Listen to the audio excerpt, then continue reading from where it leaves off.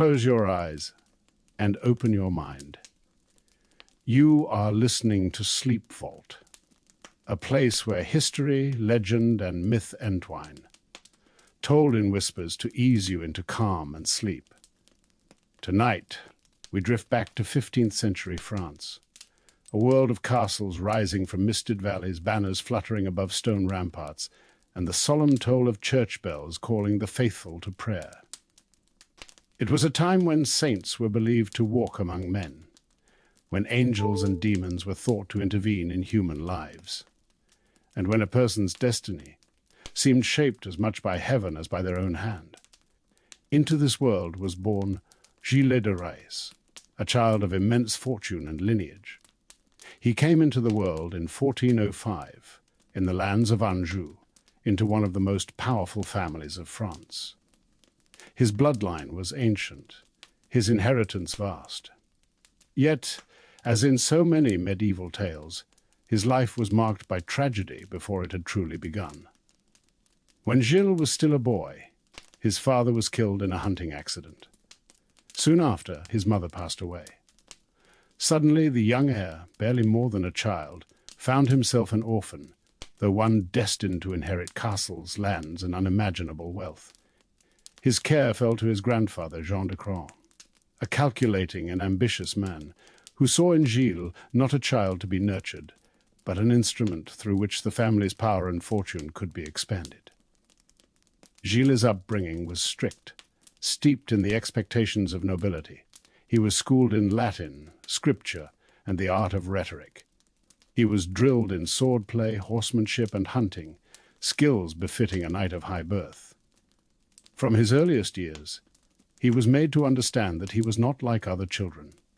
He was an heir, a symbol, a vessel for his family's ambitions. Picture him as a boy, wandering long corridors lined with tapestries, his footsteps echoing against cold stone floors. In the great halls, meals were served on silver plates, music played on lutes, and voices murmured of war, land, and alliances. Yet behind this grandeur was a childhood devoid of warmth. Gilles was not raised in affection, but in duty. His mind sharpened on scripture and military codes, his body trained for battle, his heart hardened by loss. By his teenage years, he had become one of the wealthiest young men in France. He inherited not only lands, but the responsibilities that came with them: castles to be governed, vassals to be commanded, and armies to be raised. With such wealth came visibility, and with visibility came pressure. The boy, now on the cusp of manhood, stood poised to step into the wider stage of a kingdom in turmoil. For France in those years was fractured. The 100 Years' War raged on between France and England. Towns were sacked, fields burned, and shifting alliances plunged the land into uncertainty. Amid this chaos, a voice began to rise, the voice of a peasant girl who claimed she was guided by saints. Her name was Joan of Arc, and soon Gilles de Rais would ride at her side. By his early 20s, Gilles had established himself as a formidable soldier. He was tall, broad-shouldered, and carried himself with a commanding presence of nobility. His wealth allowed him to outfit entire companies of soldiers at his own expense. Gleaming armor, sturdy horses, banners embroidered with the sigils of his house. When he rode into battle, he did so not as one knight among many, but as a lord surrounded by the symbols of his immense power. At the Siege of Orleans in 1429, Gilles' destiny seemed to converge with legend. There, he fought alongside Joan of Arc, as she rallied the French forces against the English. Contemporary accounts describe him as brave, unflinching, and utterly devoted to the cause. He was among those who rode close to Joan, ensuring her safety as she inspired the troops with visions and fervor. The victory at Orleans changed the tide of the war, and it changed Gilles' life. For his courage, he was named Marshal of France, one of the highest honors in the realm. His name was etched into the annals of the kingdom, celebrated not only for his wealth, but for his valor. Imagine the scene as the French banners rose over Orleans, the clang of steel, the thunder of hooves, the roar of voices crying out in triumph. At the center of it all, Joan of Arc, a figure in shining white armor, holding her standard high, and beside her, Gilles de Rais, his armor gleaming, his destiny seemingly carved in the light of victory. But even as he stood in the brilliance of that moment, shadows were gathering. The girl who had inspired him, who had lifted France with her visions, would soon be betrayed and executed. And Gilles, stripped of her presence, would begin to drift down a darker path. For now, though, history remembers him as a hero, a nobleman of immense fortune, a warrior of courage and skill, a marshal of France. But as we breathe and drift with the story, we begin to sense the first whispers of what lies beneath. For the brighter the flame of a man's fortune burns, the deeper and darker the shadows it casts. The glory of Orleans had passed. Joan of Arc was gone, burned at the stake in Rouen in 1431, her ashes scattered in the river so that no relic might be gathered. For Gilles de Rais, who had ridden beside her, who had stood guard as she carried her banner into battle, it was as if the brightest light of his life had been extinguished. He returned to his estates, carrying with him the honor of being Marshal of France, yet no longer with a cause that gave him purpose. And here, in the quiet of his castles, in the silence after triumph, another side of Gilles began to emerge. Gilles was wealthy beyond measure. His estates stretched across Anjou-Brittany and Poitou. He inherited not just stone fortresses, but also endless tracts of farmland, revenues from villages, and treasure amassed over generations. For most, such wealth would be enough to live a lifetime in splendor. But Gilles was no ordinary lord. He spent with the recklessness of a man convinced his fortune could never run dry. Banquets spilled across long wooden tables, groaning with roasted boar, venison, pheasants, geese, and endless rivers of wine.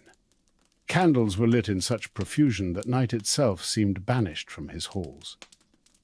Musicians played from dawn until dusk, lutes and harps weaving melodies through perfumed chambers, while jugglers, dancers, and storytellers entertained guests until their voices cracked and their bodies tired.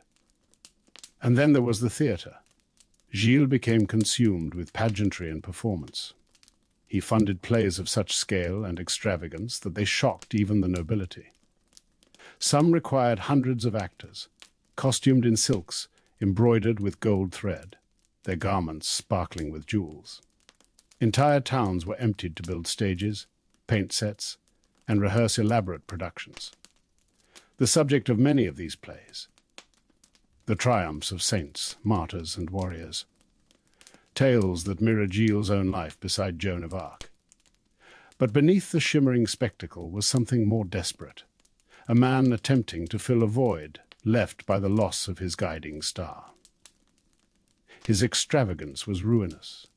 Every performance drained coffers that could have supported armies. Castles were mortgaged. Land was sold. Treasures pawned. Piece by piece, his immense fortune trickled away like sand through an open hand. But Gilles could not stop. He seemed driven by a hunger, not merely for pleasure, but for something greater, an obsession with reaching beyond the ordinary, touching the eternal commanding forces he could not control. And so he turned his gaze to stranger pursuits. Alchemy, the dream of the philosopher's stone, a mystical substance said to transform base metals into gold and grant immortality. In the depths of his castles, rooms once meant for prayer or council became laboratories. Furnaces glowed in the night. Alchemists, in soot-stained robes, worked over strange mixtures of powders and oils. The acrid smell of sulfur drifted through the halls. But alchemy was only the beginning. Soon, necromancers appeared in his service, men who claimed to summon demons, bind spirits, and call upon powers beyond the veil. By candlelight, they traced symbols upon the floor, chanting in broken Latin, while Gilles stood over them, desperate for promises of restored wealth and eternal power. Whispers began to spread among the peasants. Travelers who passed near his castles at night spoke of eerie lights flickering in the high windows. Farmers claimed they heard voices carried on the wind, cries that were not quite human. Mothers began to warn their children not to wander too close to the Lord's estate, for too many who entered were never seen again. At first, these were only rumors, gossip, born of fear and envy, but the pattern grew harder to ignore. Disappearances became more frequent, stories more detailed. What had begun as murmurs around hearth fires turned into accusations whispered in the streets of Nantes and Rennes. The once gilded knight of France, the marshal who had stood at Joan's side, was now a figure of dread.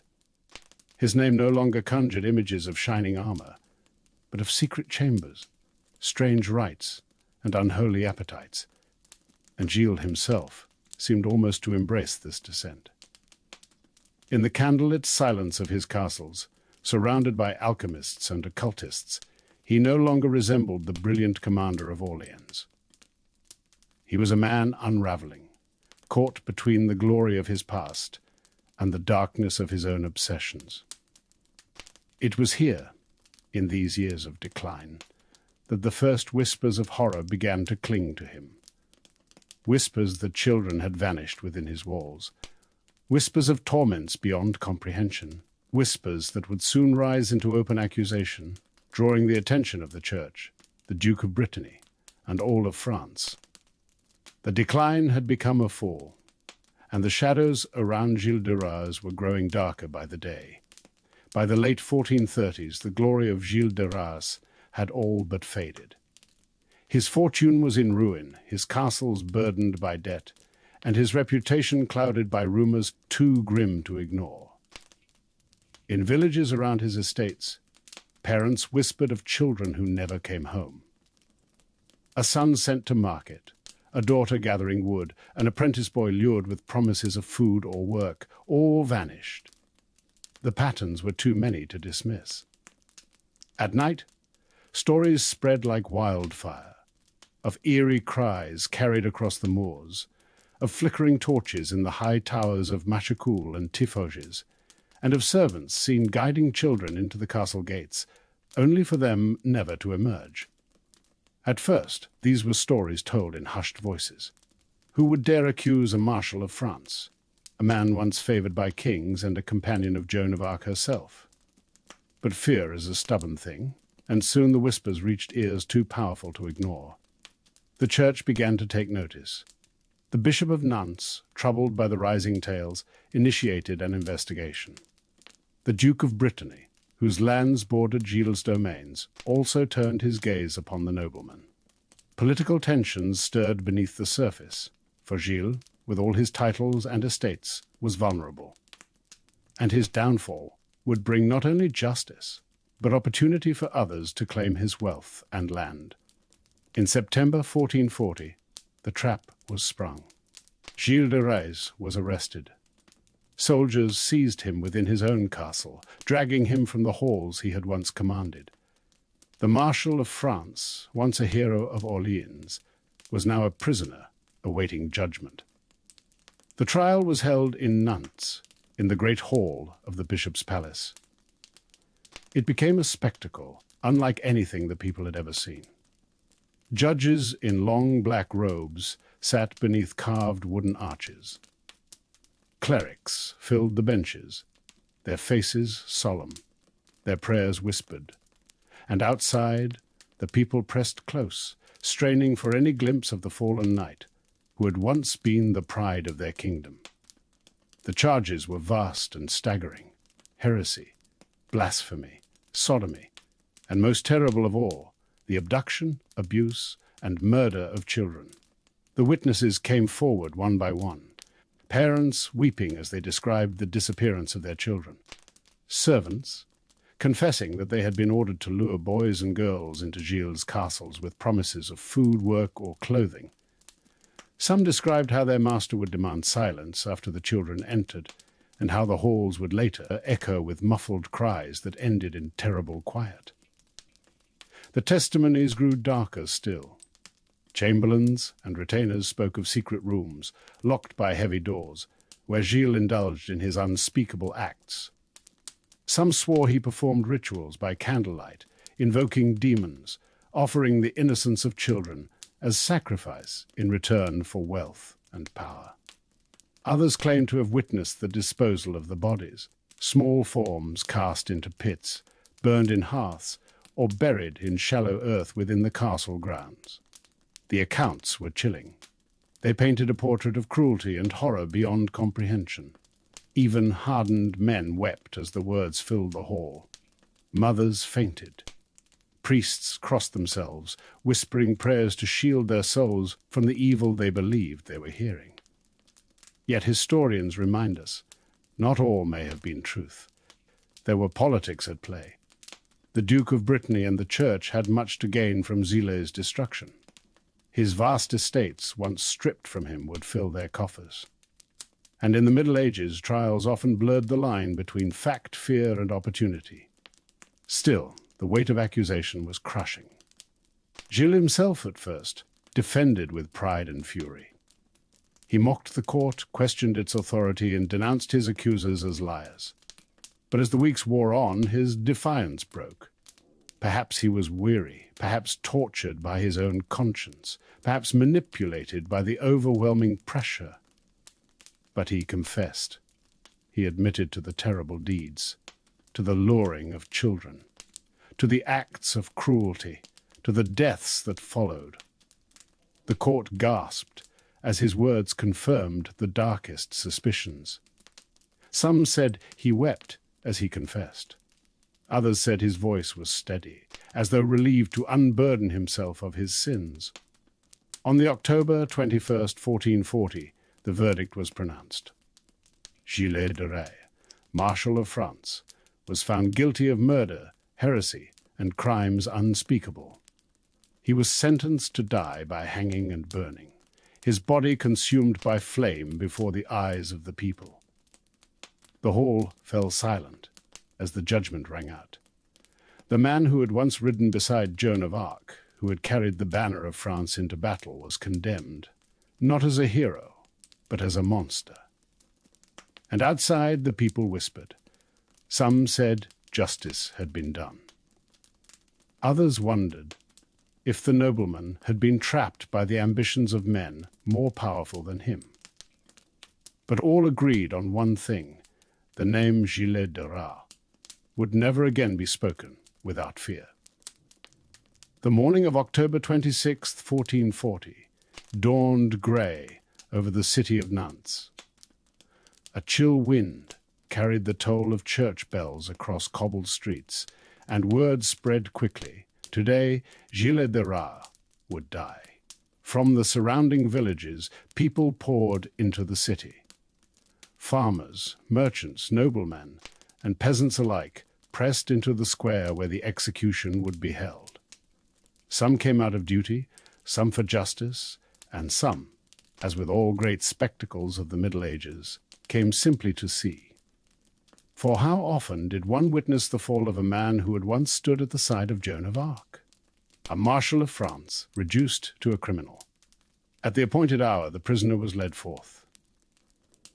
Gilles de Rais walked calmly, clothed in black robes trimmed with crimson, a symbol of both repentance and nobility.